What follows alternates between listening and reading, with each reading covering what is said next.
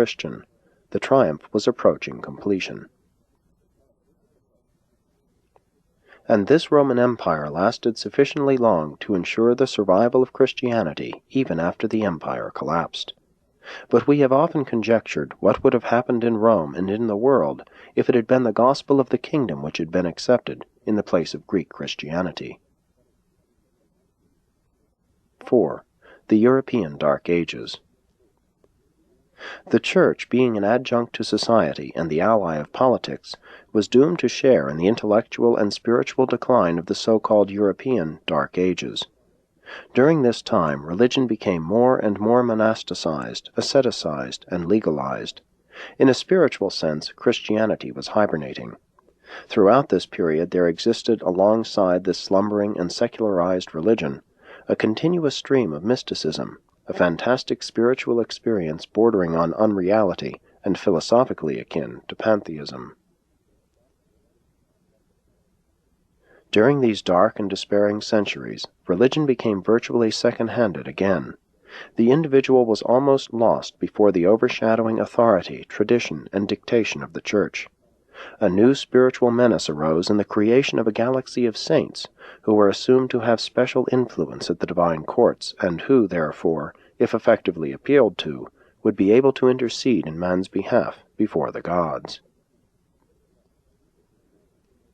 But Christianity was sufficiently socialized and paganized that, while it was impotent to stay the oncoming Dark Ages, it was the better prepared to survive on through this long night of Western civilization, and was still functioning as a moral influence in the world when the Renaissance dawned.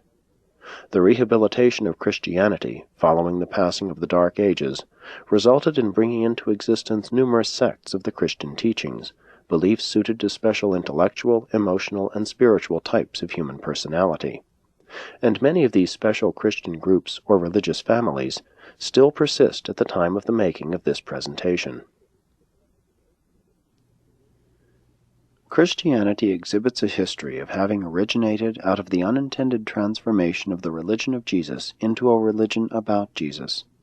It further presents the history of having experienced Hellenization, paganization, secularization, institutionalization, intellectual deterioration, spiritual decadence, moral hibernation, threatened extinction, later rejuvenation, fragmentation, and more recent relative rehabilitation.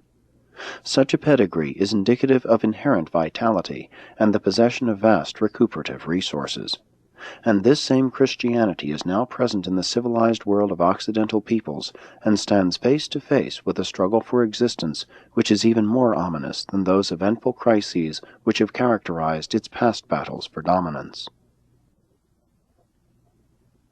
Religion is now confronted by the challenge of a new age of scientific minds and materialistic tendencies.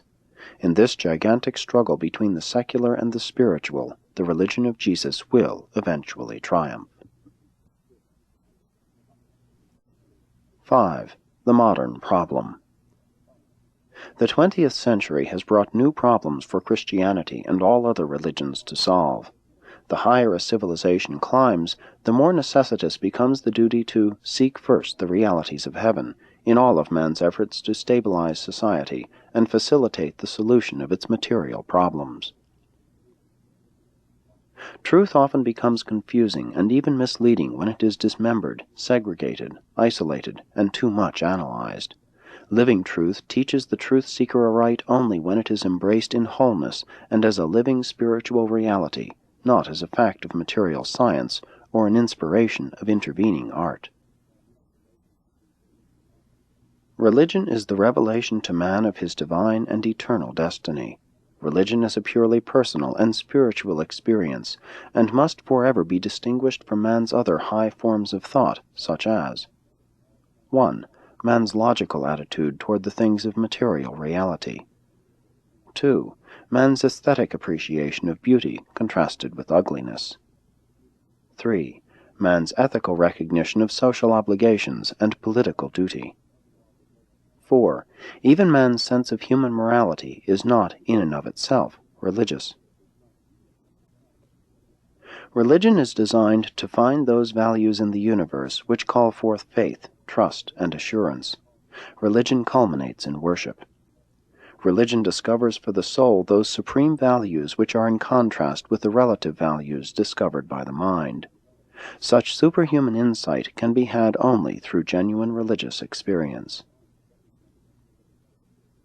A lasting social system without a morality predicated on spiritual realities can no more be maintained than could the solar system without gravity. Do not try to satisfy the curiosity or gratify all the latent adventures surging within the soul in one short life in the flesh. Be patient.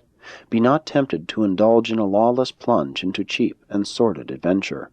Harness your energies and bridle your passions. Be calm while you await the majestic unfolding of an endless career of progressive adventure and thrilling discovery. In confusion over man's origin, do not lose sight of his eternal destiny. Forget not that Jesus loved even little children, and that he forever made clear the great worth of human personality. As you view the world, remember that the black patches of evil which you see are shown against a white background of ultimate good. You do not view merely white patches of good which show up miserably against a black background of evil. When there is so much good truth to publish and proclaim, why should men dwell so much upon the evil in the world just because it appears to be a fact? The beauties of the spiritual values of truth are more pleasurable and uplifting than is the phenomenon of evil. In religion, Jesus advocated and followed the method of experience, even as modern science pursues the technique of experiment. We find God through the leadings of spiritual insight, but we approach this insight of the soul through the love of the beautiful, the pursuit of truth, loyalty to duty, and the worship of divine goodness.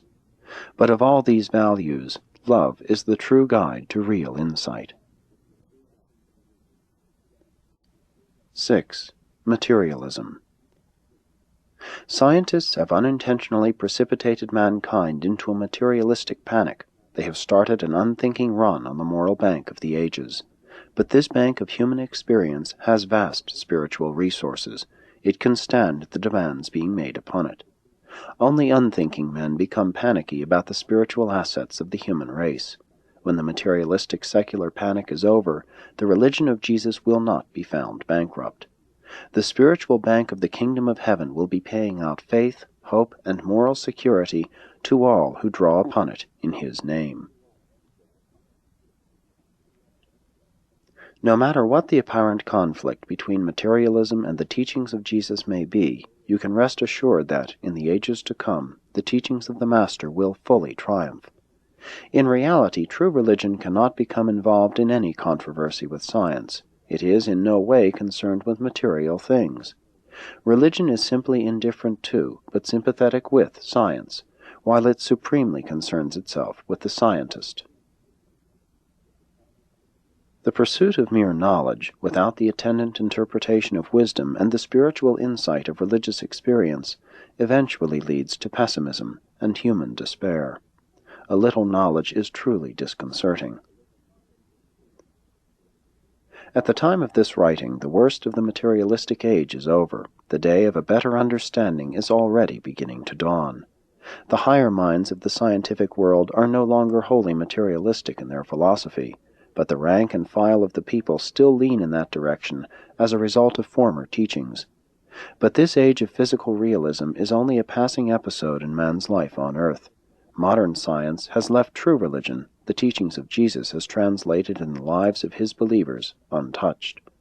All science has done is to destroy the childlike illusions of the misinterpretations of life.